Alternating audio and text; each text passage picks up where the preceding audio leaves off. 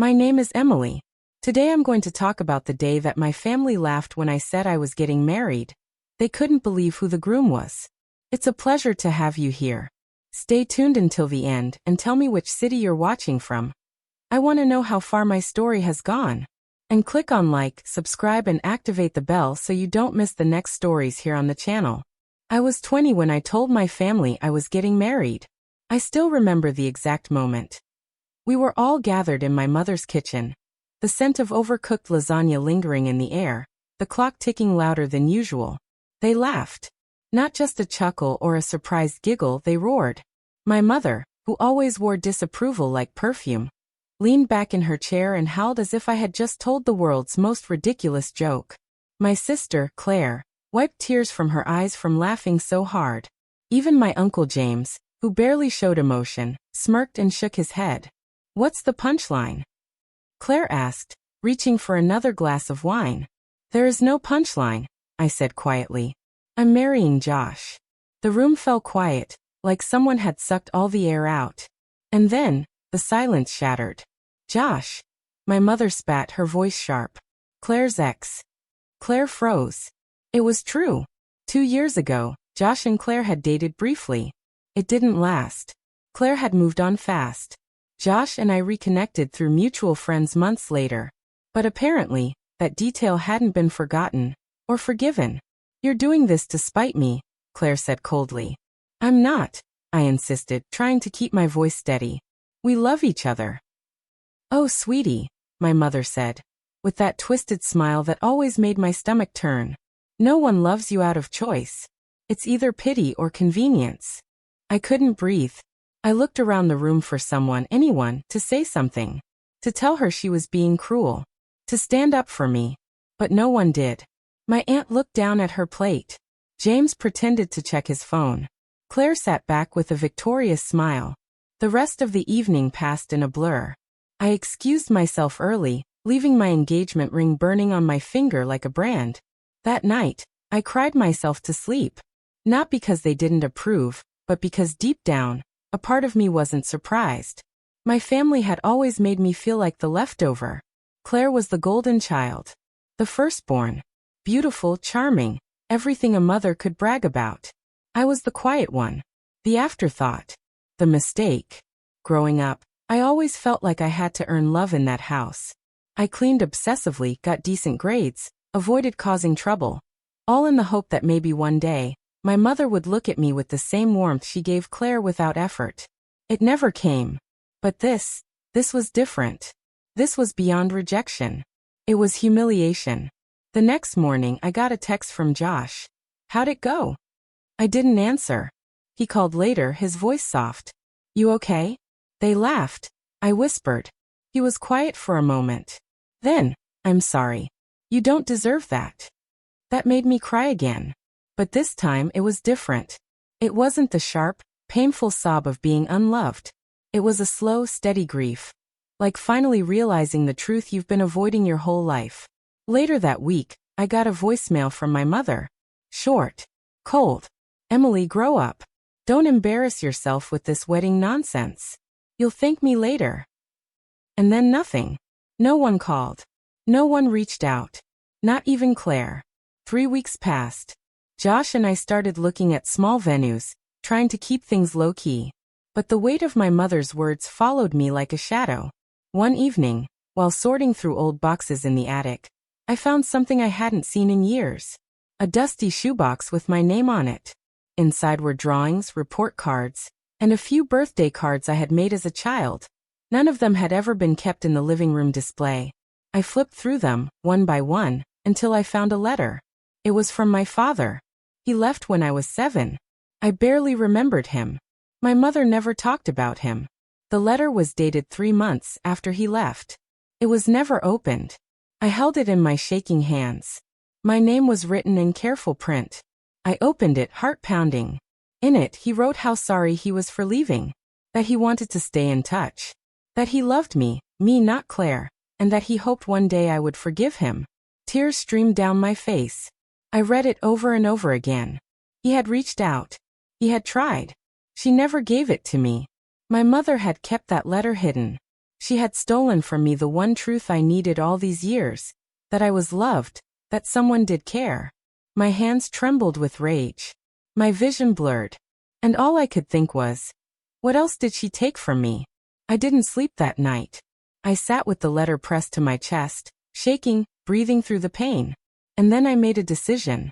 If my mother had spent 2 decades trying to make me feel worthless, it was time I finally proved her wrong. But I had no idea how deep the roots of her cruelty went, or how far Claire would go to keep me from being happy. And it was only just beginning. I didn't tell Josh about the letter right away. Something in me needed time to process it alone. For once, I had a piece of the truth, and I wasn't ready to share it just yet. I carried the letter with me everywhere, folded tightly in my wallet like a secret I had to protect. But the change in me was noticeable. Josh asked me if I was okay more than once. I nodded every time, giving vague smiles, avoiding the full weight of what I now knew. He didn't push. That's one of the reasons I loved him. Meanwhile, the silence from my family stretched into weeks. No apology, no explanation, not even a message acknowledging what had happened. I wasn't surprised anymore. I was starting to accept the truth I'd always suspected. I was never really part of them. Then one evening, while scrolling through my social media, I saw it. Claire had posted a photo of herself at a wine bar with my mother, both laughing, champagne glasses clinking. The caption read, "Real love never needs proving." I stared at the screen for a long time, feeling that familiar ache in my chest. It wasn't just a dig, it was a message. A warning. A claim that I was the outsider. Josh came into the room and sat beside me. "What's wrong?" he asked gently. I showed him the post. He read it and frowned. "They're doing this on purpose. To get under your skin." "It's working," I said, my voice shaking. He took my hand. "You don't need their approval to live your life. You don't owe them anything." I nodded, but the truth was some part of me still wanted it. Even if it was just a crumb of kindness. I had grown up chasing their affection, and old habits don't die easily. A few days later, I ran into my Aunt Linda at the grocery store. She looked uncomfortable, like she wanted to be anywhere else. "I heard about the wedding," she said, barely making eye contact. "Yeah," I replied. "It's happening." She gave a half smile. "Well, families go through things. Your mom, she just wants what's best." I laughed bitterly. "No. She wants control." Linda's face fell. She didn't argue. Before walking away, she said something that stayed with me. "You remind me of your dad more than you know. He never let her win either." That night, I finally showed Josh the letter. I watched his expression change as he read it, saw the tightness in his jaw and the sadness in his eyes. "She kept this from you?" I nodded. I think she wanted me to believe he didn't care. That no one did. He handed it back to me gently. She failed. For the first time in years, I felt something close to peace. Not because the pain was gone. It wasn't, but because I was finally starting to separate my worth from their opinion. Still, that peace didn't last. 2 weeks later, Josh got a call from his job. He worked for a small marketing firm, and apparently, someone had called anonymously to report concerns about his character. False claims. Nasty rumors. They didn't believe the caller, but it shook him. "Who would do that?" he asked, pacing the living room. I didn't have to guess. Claire. It had her fingerprints all over it. She was always 2 steps ahead, always finding new ways to make me look small. She couldn't stand losing, especially not to me. I called her that night. She answered after 2 rings. "Oh, look who finally wants to talk. Did you call Josh's job?" A pause. Then, "I don't know what you're talking about." "Claire. Don't lie to me." She sighed. "I just think you should be careful who you tie yourself to. People talk, Emily. People remember things." "You're sick," I said, my voice trembling with fury. "No, I'm realistic," she replied, voice as calm and cold as ever. "You're not built for this. You're fragile. You always have been. Mom tried to protect you, but you wouldn't listen. She tried to destroy me," I snapped. "And you helped her." Silence. Then she laughed. A quiet, mean laugh. "You think marrying Josh proves something? He doesn't love you, Emily. He's settling. Just like Dad did with Mom. Just like everyone does with you. I hung up. I stood there, phone in hand, heart pounding, rage boiling under my skin. I realized then. They weren't just cruel. They were dangerous. Toxic. And if I didn't cut them out completely, they would never stop. I looked at Josh, who had come into the room, sensing something was wrong. They'll never let me go, I said quietly. He walked over, pulled me into a hug. Then we leave first. We started looking at apartments that night, away from the city, somewhere new. I wasn't just planning a wedding anymore. I was planning an escape. But I had no idea what Claire would do when she realized I wasn't playing her game anymore. What would you do if it were you? Tell me in the comments. And don't forget to like, subscribe and activate the bell to receive all notifications so you don't miss the next story. We moved fast. Within a week, we'd found a small apartment 2 towns over. It wasn't perfect, a little worn, smaller than what we were used to, but it was ours. No one knew the address. No one but us. Packing was harder than I thought it would be.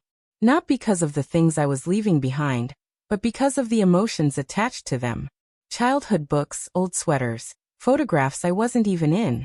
My mother had a habit of cutting me out, literally. Family portraits where I was off to the side, barely visible, or not even present at all. I threw most of it away. Josh helped, never asking too many questions, just giving me space to choose what mattered. The night before we left, he handed me a small box. Open it when you're ready, he said. I opened it in the car. As we drove away from the only house I'd ever known. Inside was a silver pendant. Simple. Elegant. On the back was engraved, "Chosen family matters more." I cried quietly for the first 20 miles. Our new life started slowly. I got a part-time job at a bakery down the street. Josh worked remotely. For the first time, I felt like I could breathe without looking over my shoulder. But that peace didn't last long. One morning, I opened the bakery and found a note taped to the door. No envelope. Just a folded sheet of paper. "You can run, but you'll always be second best." My hands trembled as I read it. No signature. But I knew. Claire. I didn't tell Josh right away. I didn't want him to worry. Instead, I started looking over my shoulder again. Watching faces that passed by the windows. Double-checking the locks at night. Days later, Josh noticed the change. "You're flinching in your sleep," he said one morning. I finally showed him the note. He took it, read it, and his face darkened. "She doesn't know where we live," he said. "She's just trying to scare you." I nodded, but I wasn't sure. That weekend, I got a call from the bakery owner. "Hey Emily. A woman came by today asking about you. Said she was your sister. I didn't tell her anything, don't worry. But she left this." It was another note. "You'll never be her." That was it. Nothing else. But it shook me. That night, I locked every window. Josh sat with me, trying to calm me down. "I don't understand," I said. "Why is she doing this?" "Because she needs to feel like she's winning," he said. "And you walked away. That was your win." I wanted to believe that. But I knew Claire. She didn't stop.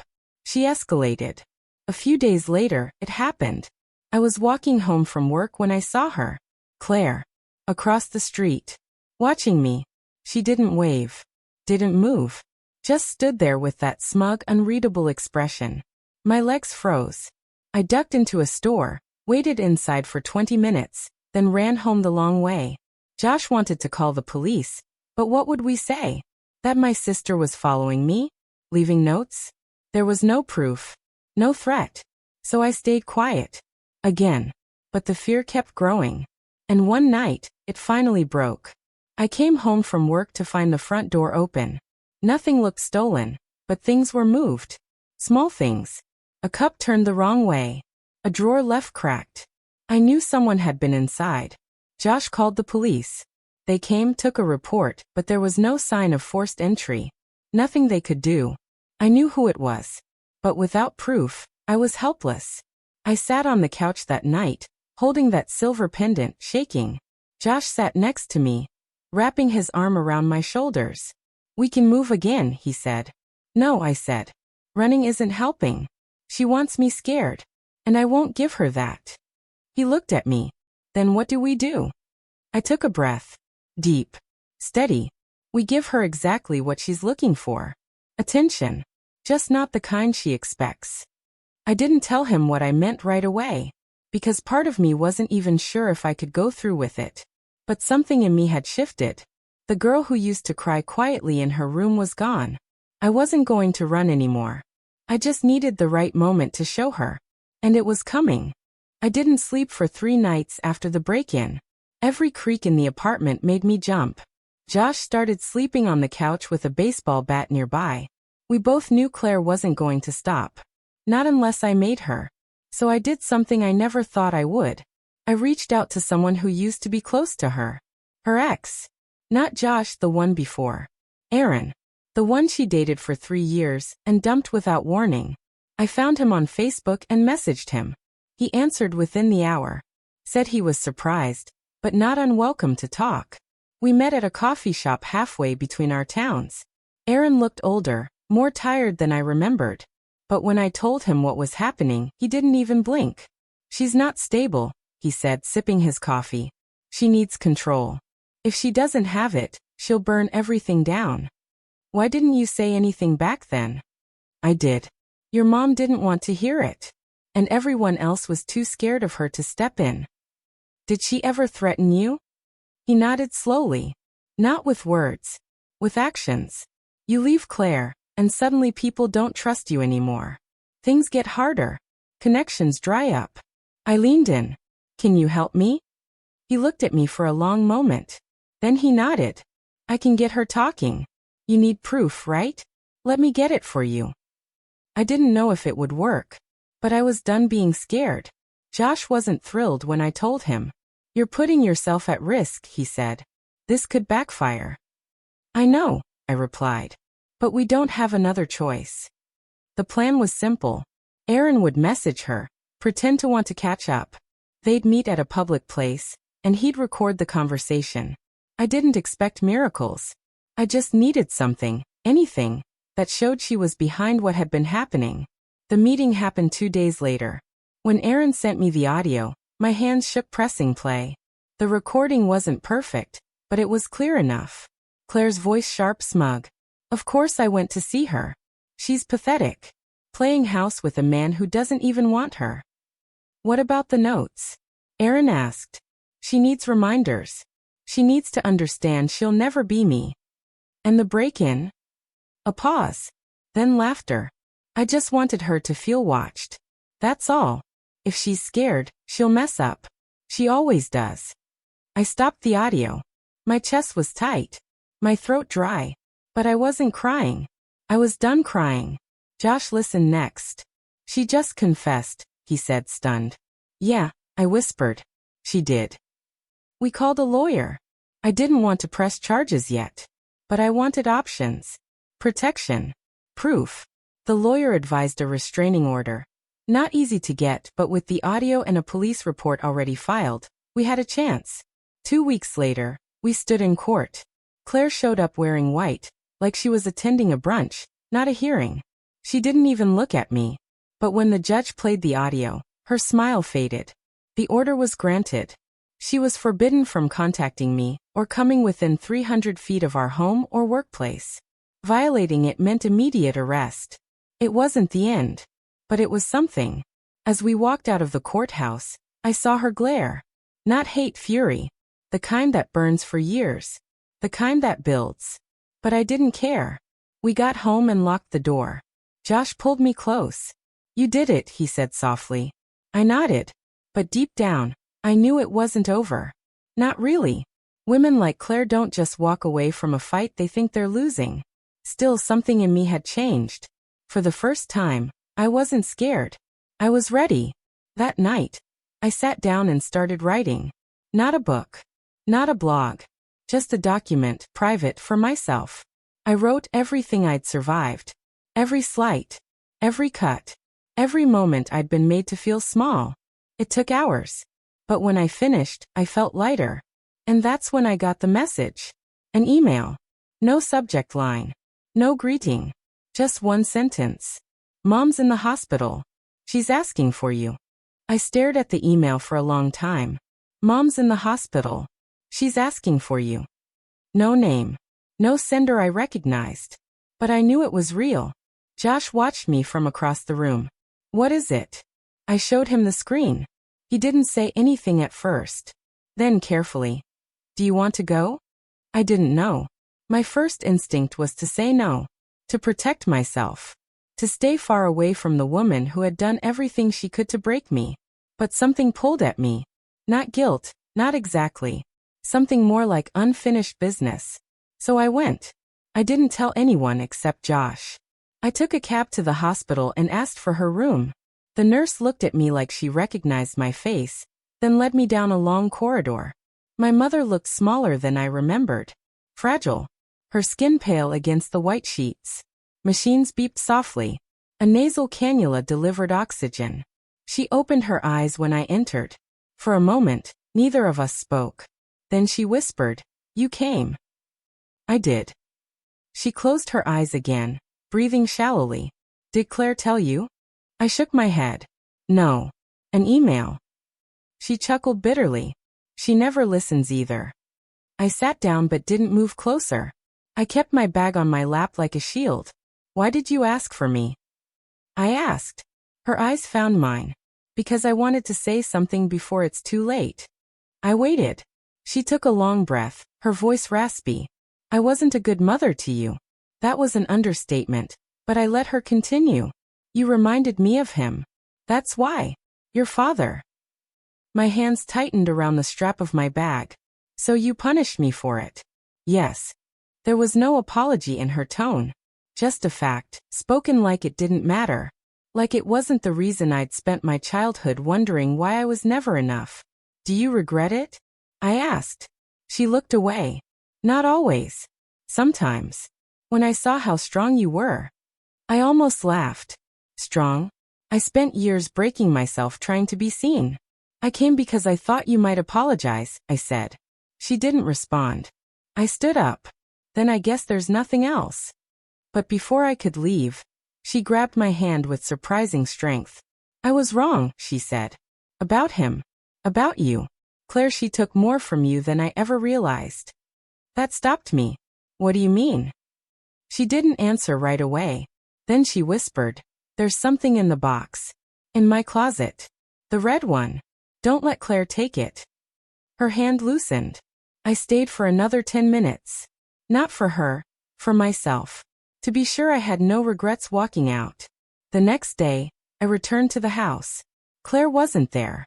I didn't tell Josh I was going. The red box was where she said. Dusty. Locked. But the key was in the drawer nearby. Inside were letters. Dozens of them. From my father. Some to me, some to my mother. All dated across years. He had tried. Repeatedly. And she'd hidden every single one. My knees buckled. And I sat on the floor, reading them for hours. He wanted me. He fought to see me. To write. To visit. My mother had cut him off completely, and told everyone he abandoned us.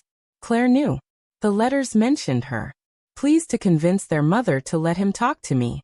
She helped hide it. That night, I burned the box. Not the letters, the box. I scanned the letters and saved them all.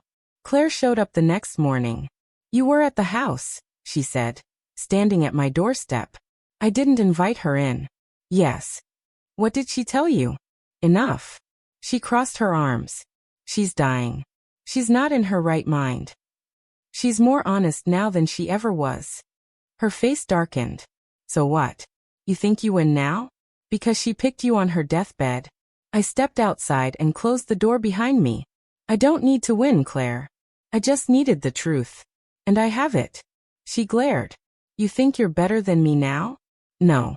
I just don't need your permission to exist anymore. I walked away from her. Left her standing there with nothing to say. Inside, Josh was waiting.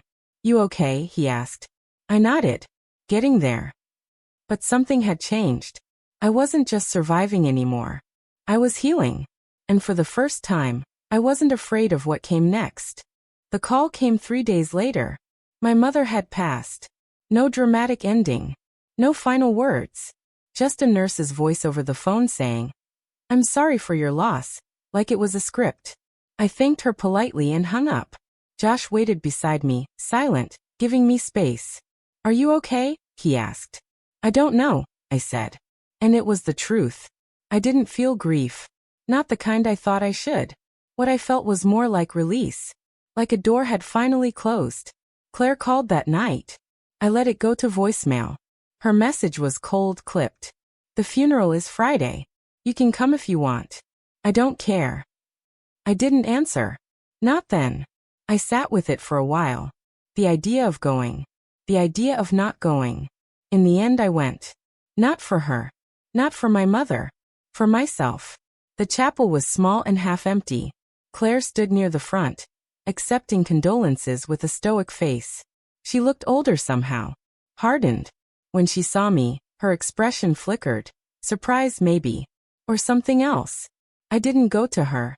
I sat in the back. The service was brief. Dry. No real stories. No warmth. Just words from a priest who didn't know her, and polite nods from people who barely remembered she had 2 daughters. Afterward, Claire approached me in the parking lot. You came, she said flatly. Yes. She stared at me like she was trying to read something. She left you the house, she said. The will was updated last month. Everything goes to you.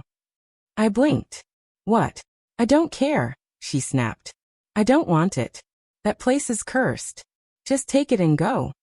She turned and walked away. Josh and I visited the house the next day. It felt like walking through a museum of someone else's life. Everything frozen in time. I didn't want the house. I didn't want the memories. But I also didn't want Claire to think she still had power over me. So we sold it. Quietly. Cleanly. With the money, we moved to a small town up north, where no one knew our names.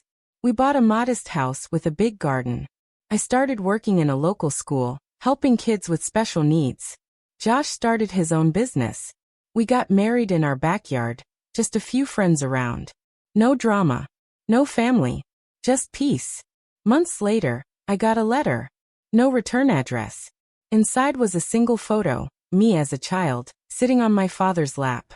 We were both smiling. On the back, in his handwriting. She couldn't stop me from loving you. I framed it. It sits on my desk, right next to my wedding photo. Sometimes I still think about Claire. I wonder if she's angry somewhere, still trying to prove she was the better daughter. Maybe she is. Maybe she'll never stop. But I have. I stopped needing her approval. Stopped believing I was unlovable. Stopped thinking I had to fight for scraps of affection. I found my peace. And I chose a different ending.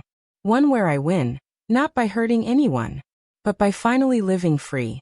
The way I was always meant to. If you like stories like these, click like, subscribe, activate the bell, and send it to someone you think will also like it.